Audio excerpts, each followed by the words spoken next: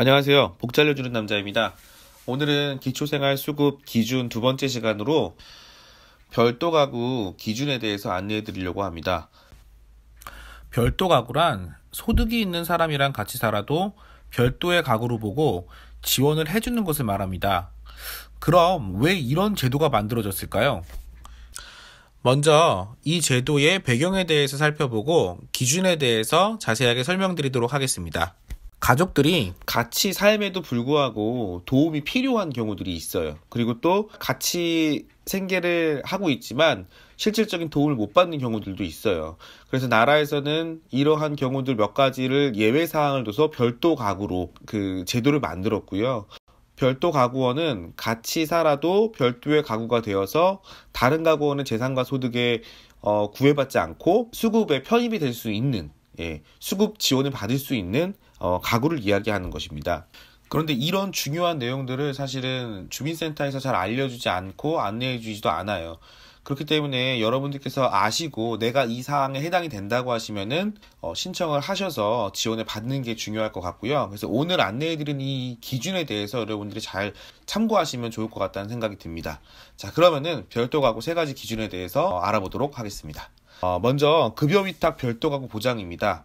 급여 위탁 별도 가구 보장은 수급 대상자가 원가정, 그러니까 원래의 가정이 아닌 기관 또는 시설에 입소해서 생활하는 경우에 그 별도 가구로 산정해주는 제도이고요.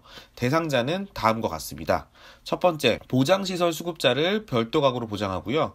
여기서 보장시설이라는 거는 노인요양시설, 아동보호시설, 양육시설, 장애인보호시설, 쉼터, 노숙인시설 같은 이런 다양한 그 생활시설을 이야기합니다.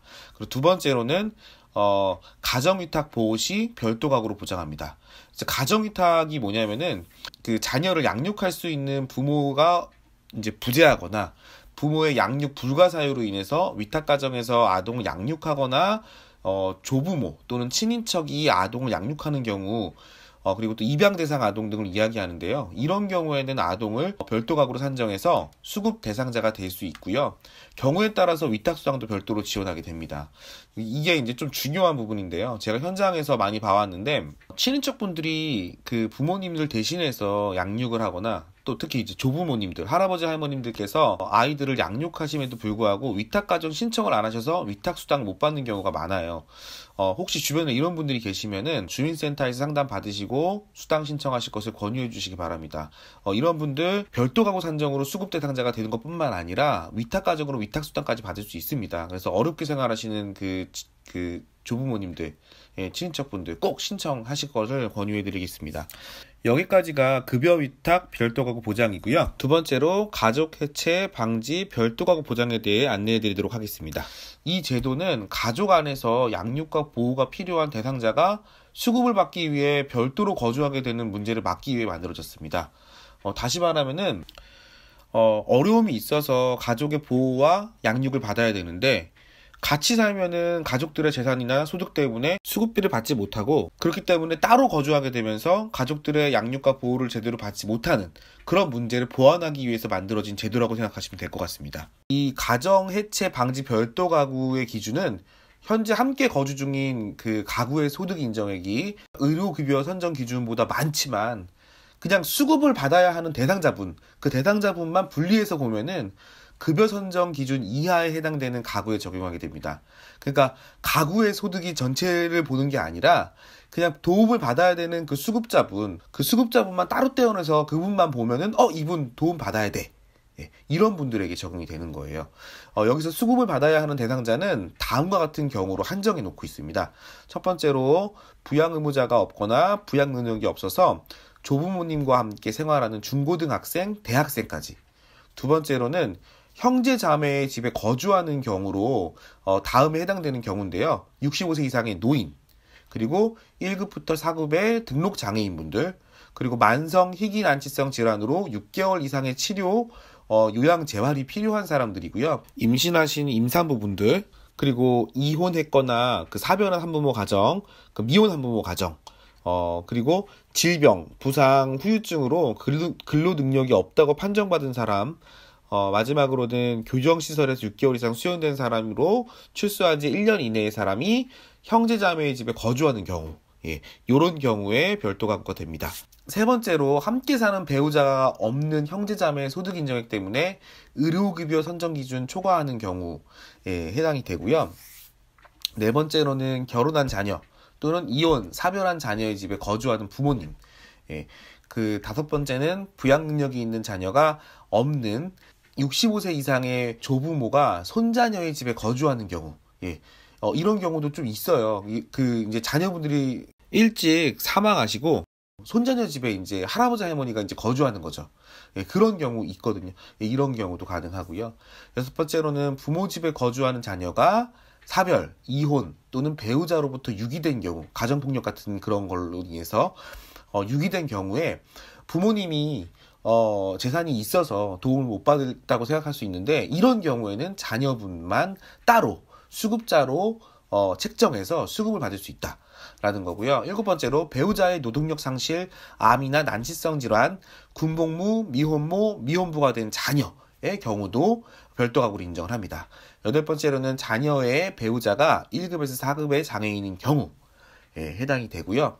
마지막 아홉 번째로는 자녀가 30세 이상으로 만성 희귀난치성 질환 또는 중증 질환으로 6개월 이상 치료를 요하는 경우에도 가정 해체 방지를 위해서 별도 가구로 보장을 하고 있습니다. 예전에는 이런 기준이 없어서 별도로 살면은 수급자가 될 수 있었는데 함께 살면 수급자가 될 수 없었고, 그래서 어쩔 수 없이 정말 가정 내에서 보호를 받아야 됨에도 불구하고 수급받기 위해서 따로 사는 경우들이 있었어요.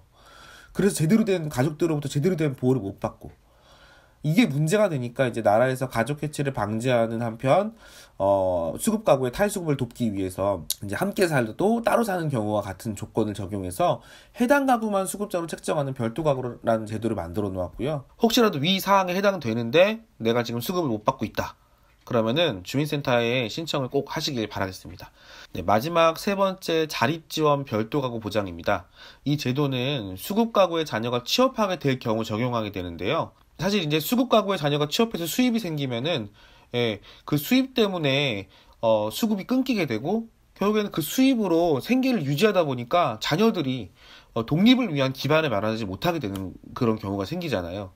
그래서 나라에서 빈곤이 되물림되는 것을 막기 위해서 일정 기간 동안은 자녀가 취업을 해서 수입이 있더라도 그 수입을 별도로 보고 계속해서 수급비를 지원해주는 그런 제도를 만든 거고요. 이 제도를 통해서 자녀는 그 기간 동안 자신의 수입을 모아서 빈곤에서 벗어날 기반을 마련하는 것입니다. 자립지원 별도 가구에 대해서 조금 자세하게 말씀을 드리면요. 그 별도 가구 대상은 만 18세에서 34세 미만의 자녀가 있는 수급 가구 중에 자녀가 취업한 경우에 해당이 되고요. 이런 경우 취업한 자녀는 별도 가구로 인정이 돼서 부양의무자로 그 가구원이 아니라 부양의무자로 바뀌게 됩니다. 부양 능력 기준에 해당되지 않는 경우 다른 가족의 수급에 전혀 영향을 주지 않는 것이고요. 한 가지 기억하셔야 될 부분은 기존의 수급 가구뿐만 아니라 신규 수급 신청하는 가구에도 해당이 됩니다. 즉, 만 34세 미만의 자녀가 수입 활동을 하고 있는데 가정에 어려움이 생기셨다면은 신청할 때 자녀의 수입을 제외하고 수급 신청할 수 있다는 거죠. 주민센터에서 자녀의 소득 때문에 안 돼요, 자녀가 돈을 버니까 안 돼요 라고 얘기하는 거가 여기에 해당이 안 된다는 거예요. 이 부분에 대해 잘 안내가 안 되기 때문에 여러분들께서 이 부분을 잘 기억하시고 새롭게 신청하시는 분들이 신청하시길 바라겠습니다. 다른 별도 가구 보장과 다르게 자립지원 별도 가구 보장은 보장기간이 정해져 있습니다. 자녀가 만 34세가 되기까지 별도 가구로 인정이 되고요. 나이가 그 이상이 된다면은 별도 가구 보장에서 제외가 돼서 보장 가구원으로 다시 들어가게 돼요. 작년까지는 대학 졸업하고 5년, 고교 졸업하고 7년간의 기간 제한이 있었는데요.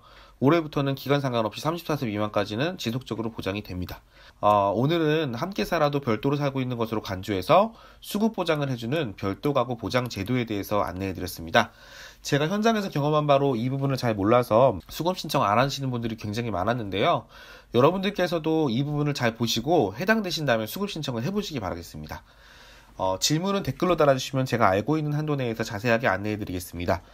다음 시간은 수급제도의 수급 책정 기준에 대해서 안내해드리려고 하는데요. 4가지 수급 책정 기준 중 하나인 근로능력 판정 기준에 대해서 안내해드리도록 하겠습니다. 새해 복 많이 받으시고요. 항상 건강하세요. 감사합니다.